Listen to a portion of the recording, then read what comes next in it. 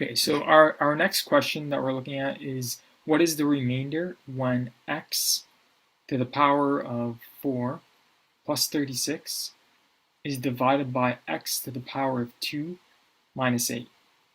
So whenever we see high powers like that, the usual method used here is long division of polynomial functions.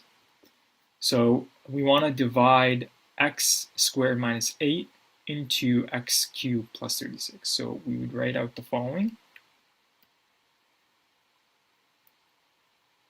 So let me just clear that quickly.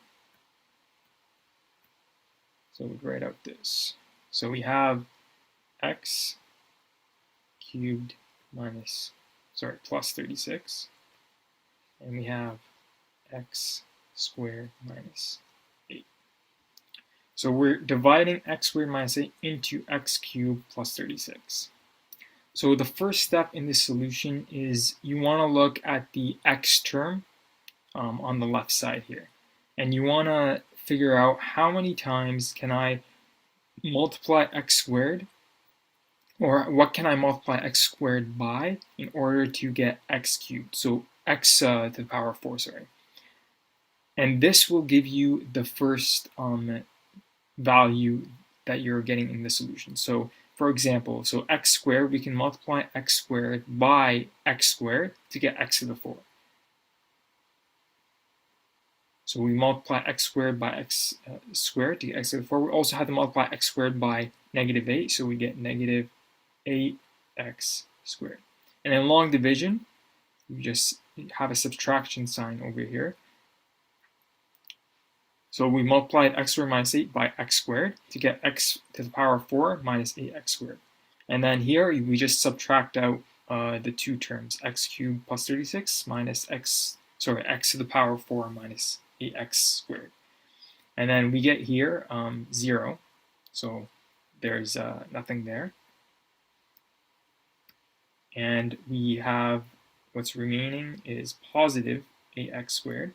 So be careful of the signs here because there's no x squared term in the beginning, so we would do nothing minus negative 8x squared will give us positive 8x squared, and then we still have the 36 component.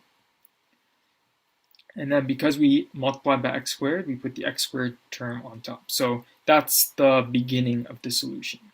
And we repeat the same process again. So we look at this term, and we ask ourselves, what can I multiply by x squared minus 8? Focus more on the 8x squared over here to eliminate it. So what can I multiply x squared to eliminate 8x squared? So the value that we should be multiplying is 8. So we multiply 8 times x squared will give us 8x squared. And then negative 8 times 8 is just negative 64. So here, we subtract this.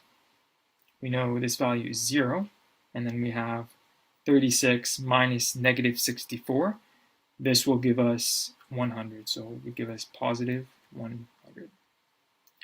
So because we multiplied the x squared minus 8 by 8, we would say the next term in this solution is positive 8.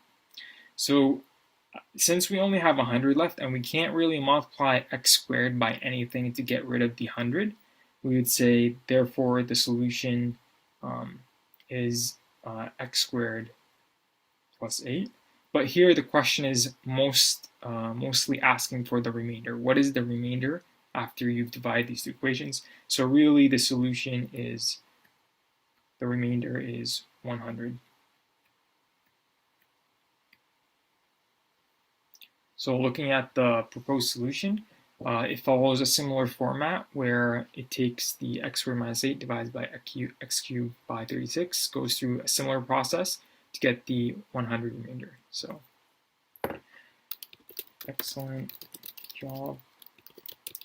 The solution is correct.